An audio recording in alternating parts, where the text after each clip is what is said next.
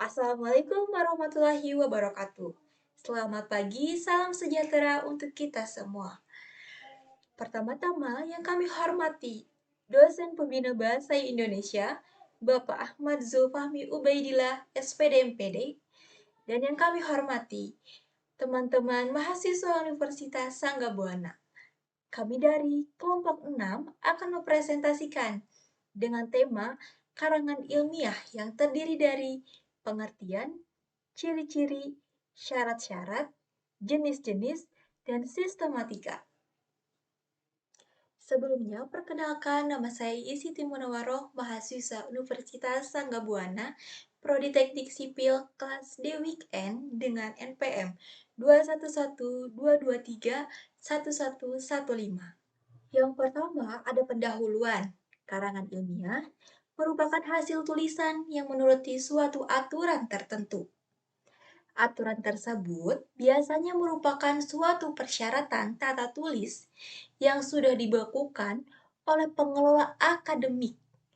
Proses penulisan karangan ilmiah dilakukan dalam 3 tahapan, yaitu tahapan pra-penulisan, tahapan penulisan, dan tahapan perbaikan. Selanjutnya, ada pengertian dari karangan ilmiah.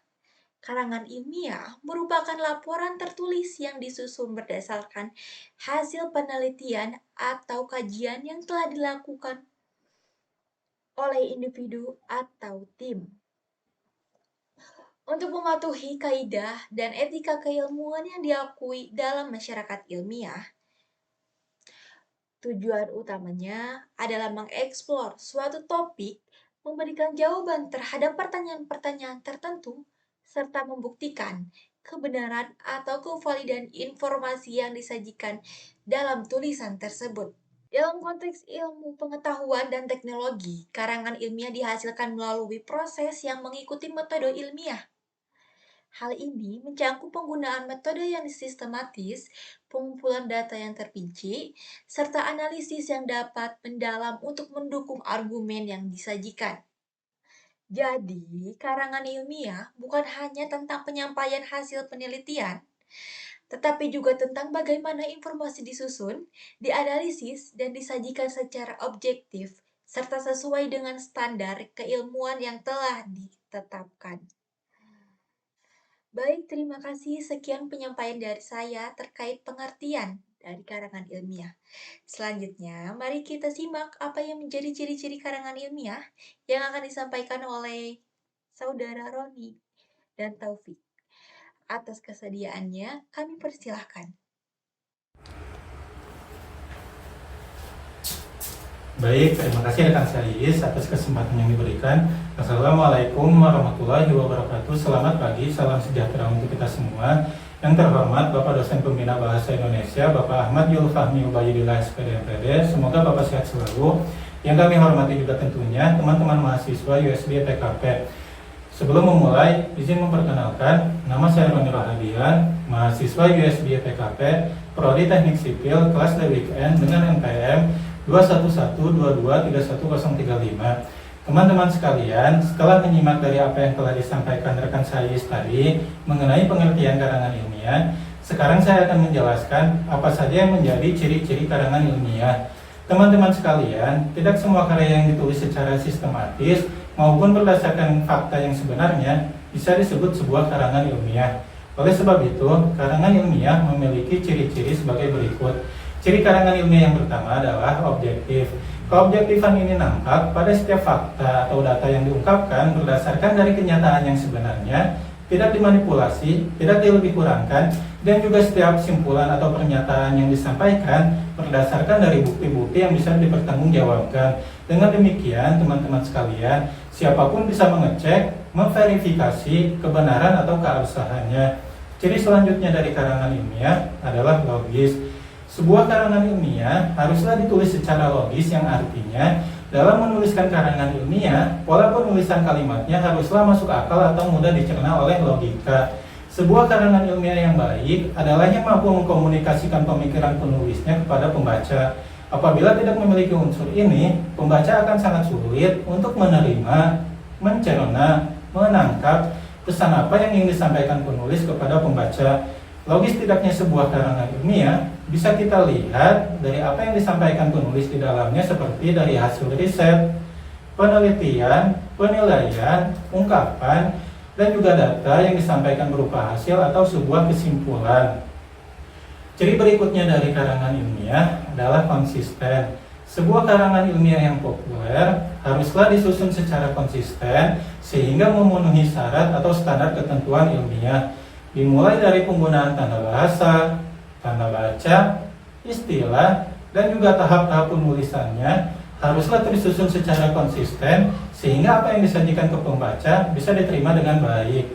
Ciri berikutnya dari karangan ilmiah, teman-teman sekalian, adalah netral. Netral di sini artinya segala sesuatu yang terdapat di dalam karangan ilmiah, baik itu berupa penilaian, pernyataan, ungkapan, haruslah bersifat netral atau terbebas dari hal-hal yang berbau emosional. Oleh karena itu, teman-teman sekalian, dalam membangun karangan ilmiah, hal-hal yang bersifat membujuk, merayu, mengajak, melarang, haruslah dihindari supaya tidak mempengaruhi pembaca.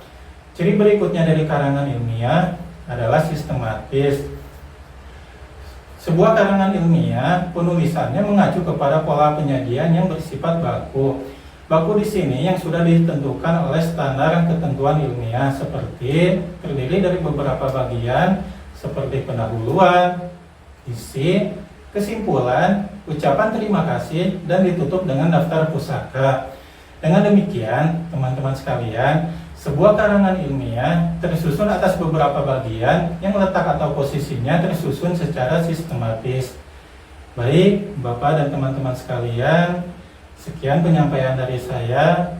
Untuk poin-poin berikutnya dari ciri-ciri karangan ilmiah akan disampaikan oleh rekan kami, Saudara Taufik. Untuk Saudara Taufik, atas kesediaannya kami persilahkan. Terima kasih, mohon maaf apabila ada kekurangan.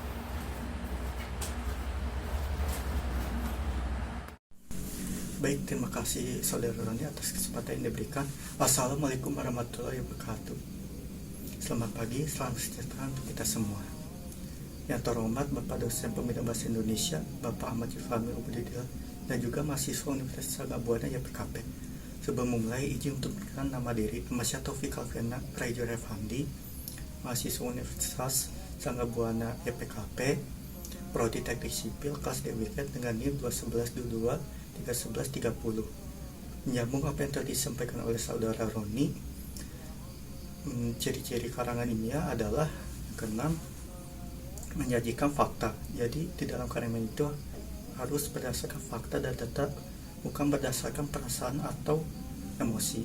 Yang ketujuh, menggunakan bahasa baku. Jadi di dalam karangan itu harus menggunakan bahasa baku, karena bahasa baku adalah bahasa yang diakui bersama masyarakat. Yang kedelapan, kebenarannya dapat diuji. Jadi karangan itu kebenarannya dapat diuji secara valid, bukan berdasarkan direkayasa. Yang kesembilan, terbuka. Jadi karangan itu harus bisa menerima pendapat orang lain, argumentasi atau kritik orang lain. Yang kesepuluh, berlaku untuk umum. Jadi maksudnya untuk berlaku untuk umum itu, simpulan-simpulan karangan itu berlaku untuk semua populasi masyarakat. Sekian Bapak dan teman-teman sekalian dari penjelasan ciri-ciri karangan ilmiah. Untuk selanjutnya mari kita simak penjelasan jenis-jenis karangan ilmiah. Oleh karena itu, Saudara Bastaman dan Saudara Devandra, kami persilahkan.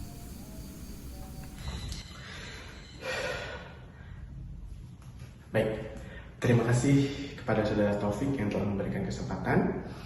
Bismillahirrahmanirrahim. Assalamualaikum warahmatullahi wabarakatuh. Selamat pagi, salam sejahtera untuk kita semua. Yang terhormat Bapak Ahmadul Fahmi Ubaidillah SPDMPD selaku dosen Bahasa Indonesia. Yang terhormat rekan-rekan semua mahasiswa USB YPKP.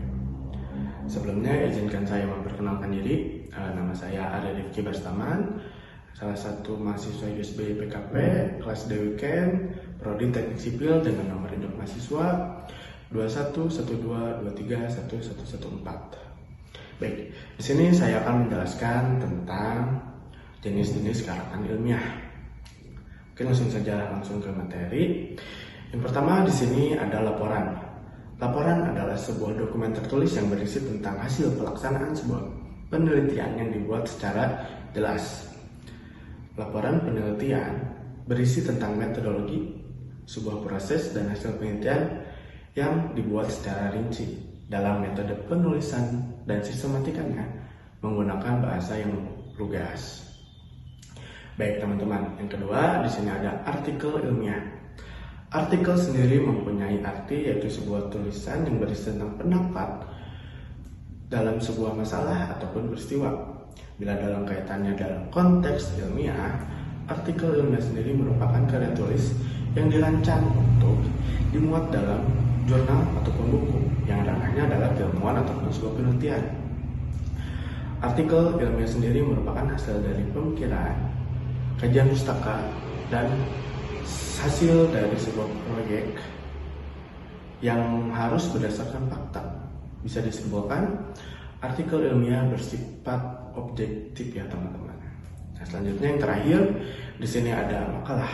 Mungkin kita semua pernah membuat ataupun sering mendengar tentang makalah. Jadi di sini akan menjelaskan sedikit. Makalah adalah sebuah karya tulis yang memuat tentang masalah. Dalam penyelesaiannya, makalah harus berdasarkan fakta yang ada di lapangan. Nah, dalam penyajiannya sendiri, makalah dipresentasikan dalam kegiatan seminar ataupun keilmuan lainnya. Begitu teman-teman. Mungkin dari saya cukup sekian. Mohon maaf bila banyak salah kata. Selanjutnya, rekan saya Muhammad Okta Devandra akan melanjutkan membahas atau menjelaskan tentang jenis-jenis karangan ilmiah lainnya. Waktu dan tempat saya persilahkan. Terima kasih. Baik, terima kasih Saudara Bastaman atas kesempatan yang diberikan. Assalamualaikum warahmatullahi wabarakatuh. Selamat pagi, salam sejahtera untuk kita semua. Yang terhormat Bapak Dosen Pembina Bahasa Indonesia, Bapak Ahmad Zulfahmi Ubaidillah, SPD, MDP, dan tidak lupa juga tentunya teman-teman mahasiswa Universitas Sanggabona YPKP. Sebelum memulai, izinkan saya untuk memperkenalkan diri terlebih dahulu. Nama saya Muhammad Okta Devandra, mahasiswa Prodi Teknik Sipil, kelas DWN dengan NPM 211231037. Menyambung penjelasan dari apa yang telah disampaikan Saudara Bastaman tadi, jenis-jenis karangan ilmiah yang berikutnya adalah keempat, naskah publikasi. Naskah publikasi merupakan hasil ekstraksi dan sintesis dari uraian panjang yang telah dituliskan di naskah skripsi, tesis, disertasi, ataupun tugas akhir. Kelima, tugas akhir. Tugas akhir adalah sebuah karya akademis yang harus diselesaikan oleh mahasiswa pada akhir masa studinya. Tugas akhir ini biasanya dilakukan oleh mahasiswa pada tingkat akhir studi, baik pada jenjang pendidikan sarjana maupun pasca sarjana. Keenam, skripsi. Skripsi adalah istilah yang digunakan untuk menyebut suatu karya tulis ilmiah berupa paparan tulisan hasil penelitian mahasiswa jenjang sarjana yang membahas suatu permasalahan atau fenomena dalam bidang ilmu tertentu dengan menggunakan kaidah-kaidah yang berlaku. Ketujuh, disertasi. Disertasi adalah karya tulis ilmiah atau tugas akhir seorang mahasiswa dalam menyelesaikan program doktor. Disertasi merupakan bukti kemampuan mahasiswa dalam melakukan penelitian yang berhubungan dengan penemuan baru dalam program ilmu yang dipilih seorang mahasiswa jenjang doktor. Baik, sekian Bapak dan teman-teman sekalian, itu tadi adalah penjelasan dari jenis-jenis karangan ilmiah. Yang berikutnya, mari kita simak apa saja yang menjadi syarat-syarat dari karangan ilmiah yang akan disampaikan oleh rekan kami, Pak Sony. Terus kesediaannya kami persilahkan. Baik, terima kasih Saudara Devandra atas kesempatan yang telah diberikan. Assalamualaikum warahmatullahi wabarakatuh. Selamat pagi, salam sejahtera untuk kita semua. Yang terhormat Bapak Dosen Pembina Bahasa Indonesia, Bapak Ahmad Zulfahmi Ubaidillah, SPD MPD. Juga tidak lupa kepada mahasiswa-mahasiswi Universitas Sanggabwana yang saya banggakan. Sebelum memulai, izinkan saya memperkenalkan diri. Nama saya Sony Septiadi, mahasiswa Universitas Sanggabwana YPKP, program studi Teknik Sipil, kelas DWN dengan NPM 2112231049. Teman-teman sekalian, di sini saya akan menjelaskan apa saja yang menjadi syarat-syarat dari karangan ilmiah. Dalam menyusun karangan ilmiah, ada beberapa syarat-syarat yang harus diperhatikan. Antara lain, syarat yang pertama adalah kehandalan sumber. Karangan ilmiah harus didasarkan pada sumber-sumber yang dapat dipercaya seperti jurnal ilmiah, buku teks, dan penelitian yang telah diverifikasi. Yang kedua adalah metodologi yang jelas. Karangan ilmiah harus dapat menerangkan dengan jelas metode yang digunakan dalam penelitian ilmiah atau analisis yang dilakukan. Syarat yang ketiga adalah kesesuaian format. Karangan ilmiah harus disusun sesuai dengan format yang telah ditentukan oleh lembaga atau jurnal ilmiah yang dituju. Syarat yang keempat adalah keobjektifan. Karangan ilmiah harus bersifat objektif dan tidak memihak. Tujuannya adalah menghindari bias dan penilaian yang tidak adil. Syarat yang kelima adalah keterbacaan. Karangan ilmiah harus disusun dengan bahasa yang jelas dan mudah dipahami. Tujuannya adalah agar dapat dibaca oleh semua orang dengan berbagai perbedaan latar belakang. Sekian Bapak, teman-teman sekalian, penjelasan dari saya tentang syarat-syarat karangan ilmiah. Untuk berikutnya, mari kita simak langkah-langkah apa saja yang perlu diperhatikan dalam membuat karangan ilmiah yang akan disampaikan oleh Saudara Arif Fauji. Atas kesediaannya, kami persilahkan. Baik, terima kasih Pak Sony atas waktunya. Assalamualaikum warahmatullahi wabarakatuh. Selamat pagi, salam sejahtera untuk kita semua. Yang terhormat Bapak dosen pembina Bahasa Indonesia, Bapak Ahmad Zulfahmi Ubaidillah, SPD MPD, dan tentunya teman-teman mahasiswa Universitas Sangga Buana YPKP. Sebelum memulai, izin memperkenalkan, saya Arif Fauzi Saifullah, mahasiswa Universitas Sangga Buana, program studi Teknik Sipil, kelas D Weekend, NPM 211220077. Nah, teman-teman sekalian, dalam pembuatan karangan ilmiah, langkah-langkah yang perlu teman-teman perhatikan ada 6 langkah, yaitu yang pertama menentukan tema, yang kedua menentukan tujuan, yang ketiga menentukan bahan atau data, yang keempat membuat kerangka karangan, yang kelima mengembangkan kerangka karangan, yang keenam menyusun karangan.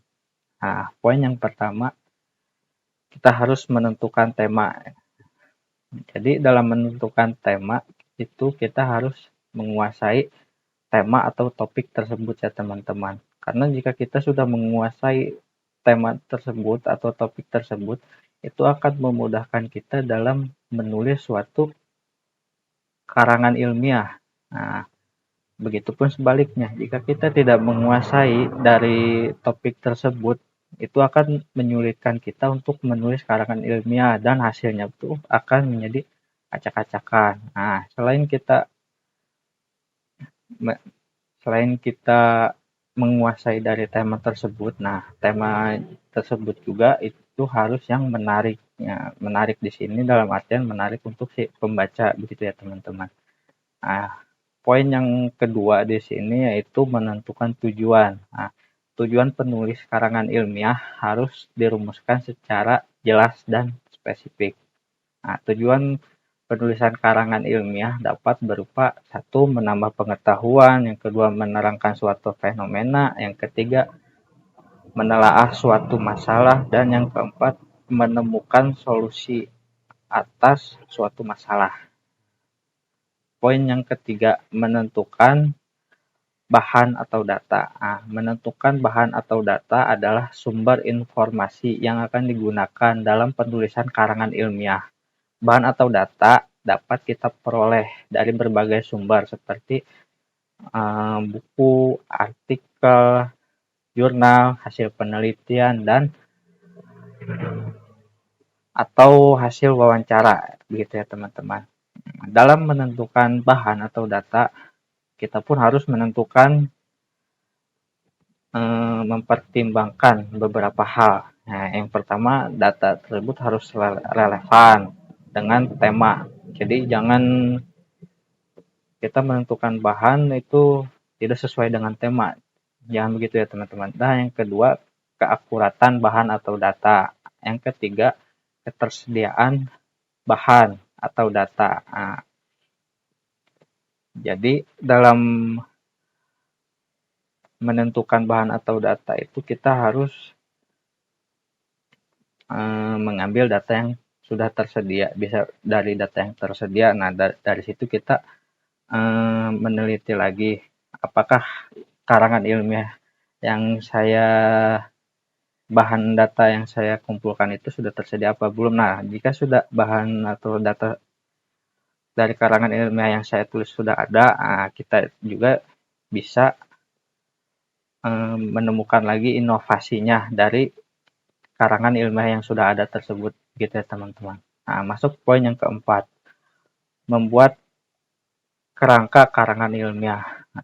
Dalam membuat kerangka karangan, garis besar dari karangan ilmiah yang akan ditulis, kerangka karangan membantu untuk penulis menyusun karangan secara sistematis dan logis. Nah, kata kunci di sini adalah sistematis dan logis. Jadi, kerangkanya itu harus tersusun secara rapi, tidak acak-acakan. Karena jika acak-acakan akan membuat si pembaca menjadi bingung, begitu ya teman-teman. Nah, kita masuk poin yang kelima, mengembangkan kerangka karangan. Nah, dalam mengembangkan kerangka karangan, penulis dapat mempertimbangkan beberapa hal berikut. Yang pertama, menggunakan bahasa yang jelas, ringkas, dan logis. Yang kedua, menyajikan informasi yang akurat dan terkini. Yang ketiga, menerapkan kaidah permasalahan yang berlaku. Kita masuk poin yang keenam. Poin yang keenam itu menyusun karangan. Nah, jika dari seperti yang saya jelaskan tadi, dari poin pertama itu menentukan tujuan, menentukan bahan atau data, membuat kerangka karangan, dan mengembangkan kerangka karangan. Jika dari kelima tersebut sudah kita dapatkan, di situ kita akan menyusunnya dan menyusun sesuai dengan kerangka karangan yang telah dibuat. Nah, jika sudah tersusun, kita bisa langsung mempublishkan kepada si pembaca. Nah, dalam menyusun karangan, penulis dapat mempertimbangkan beberapa hal. Pertama, menyusun karangan sesuai dengan kerangka. Yang kedua, menyajikan informasi secara sistematis dan logis. Yang ketiga, menerapkan penulisan yang berlaku. Baik, sekian Bapak, teman-teman sekalian, penjelasan dari saya tentang langkah-langkah dari karangan ilmiah, pembuatan karangan ilmiah. Yang berikut, mari kita simak sistematika dari karangan ilmiah yang akan disampaikan oleh Faisal Arya dan Saudara Fajar. Atas kesediaannya, kami persilahkan. Baik, terima kasih Saudara Arif Fauzi atas kesempatan yang diberikan. Assalamualaikum warahmatullahi wabarakatuh. Selamat pagi, salam sejahtera untuk kita semua. Yang terhormat Bapak Dosen Pembina Bahasa Indonesia Bapak Ahmad Zulfahmi Ubaidillah, SPD MPD, dan tidak lupa juga tentunya teman-teman mahasiswa Universitas Anggabuana. Sebelum memulai, izin memperkenalkan diri. Perkenalkan, nama saya Faizal Ari Afandi, mahasiswa Universitas Sanggabuana, Prodi Teknik Sipil, kelas D Weekend dengan NPM 211223150. Oke, teman-teman sekalian, di sini saya akan menjelaskan tentang sistematika dari karangan ilmiah. Ciri dari sebuah karya ilmiah adalah sistematis, yang artinya penulisannya mengacu kepada pola penyajian yang bersifat baku, seperti terdiri dari pendahuluan, isi kesimpulan, ucapan terima kasih, dan yang terakhir ditutup dengan daftar pusaka.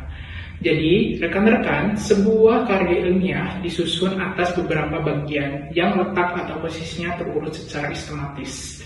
Ada 7 poin penting dalam sistematika karangan ilmiah.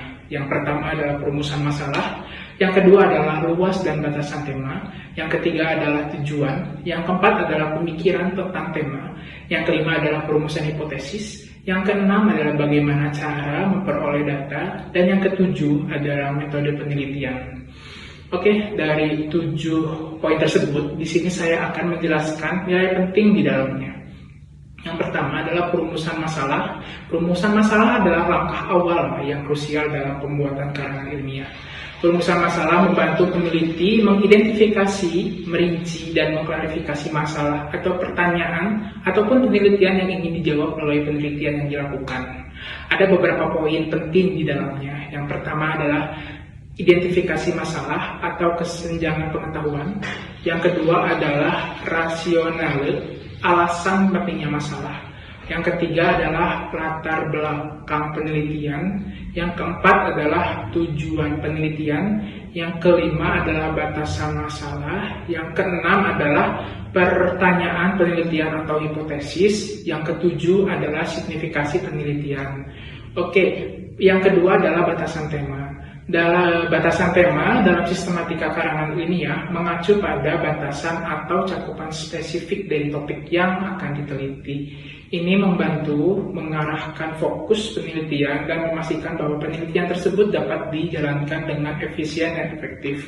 Ada beberapa poin penting juga di dalamnya, yaitu yang pertama adalah identifikasi wilayah penelitian, yang kedua adalah definisi populasi atau sampel, yang ketiga adalah pemilihan variabel atau aspek tertentu, yang keempat adalah batasan waktu, yang kelima adalah batasan geografis, yang keenam adalah konteks atau kerangka konseptual, yang terakhir adalah batasan meteorologi.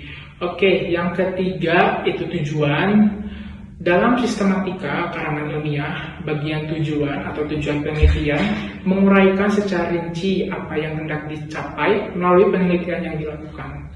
Tujuan penelitian ini sangat penting karena memberikan arah dan justifikasi mengapa penelitian tersebut perlu dilakukan.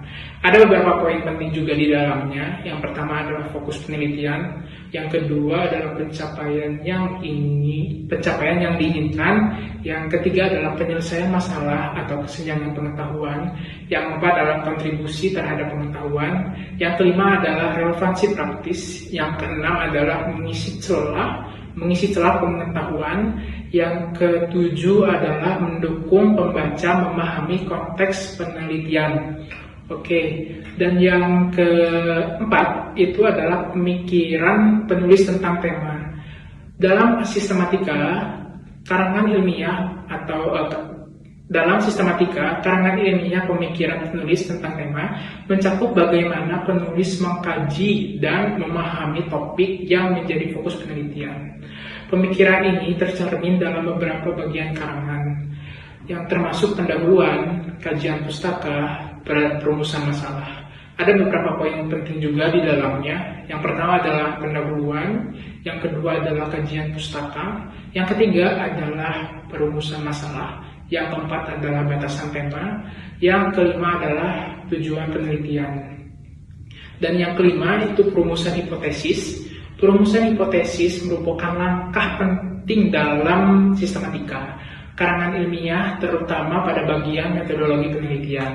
Hipotesis adalah proporsi atau dugaan yang diajukan sebagai jawaban sementara terhadap permasalahan penelitian.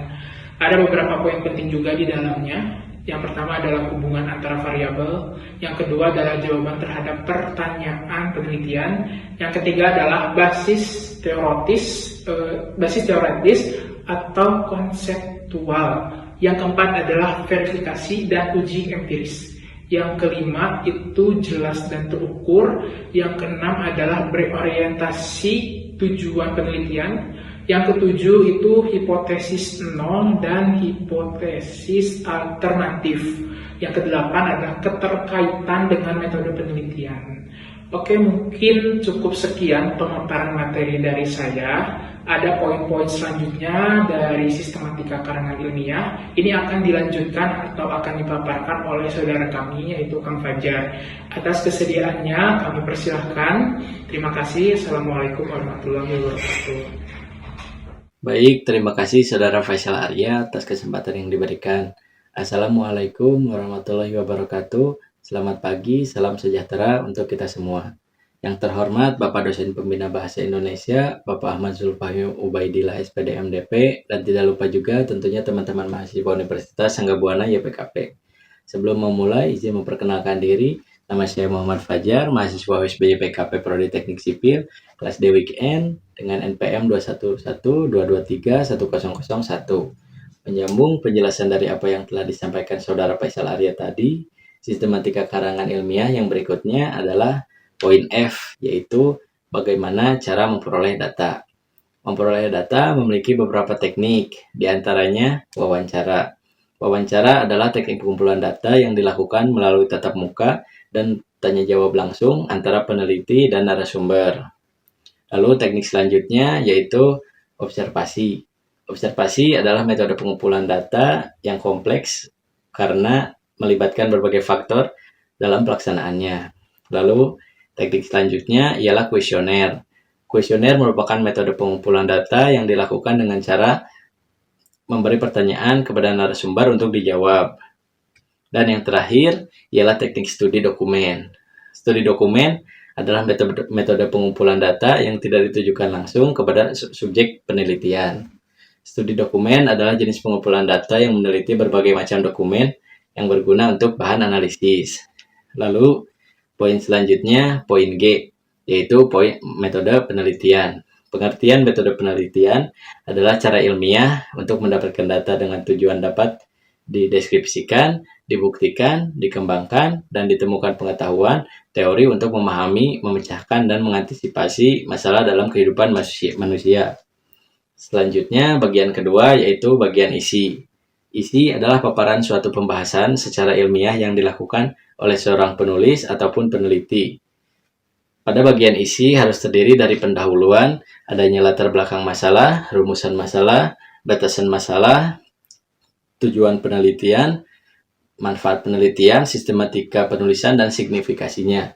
Lalu bagian ketiga yaitu kesimpulan. Kesimpulan adalah bagian dari sebuah karya ilmiah yang berisi ringkasan dari hasil penelitian yang telah dilakukan oleh penulis ataupun peneliti. Kesimpulan biasa disajikan dalam bentuk poin-poin agar lebih mudah diingat. Kesimpulan dalam redaksinya bisa merupakan bentuk lebih ringkas dari temuan atau hasil penelitian. Lalu bagian keempat, ada ucapan terima kasih.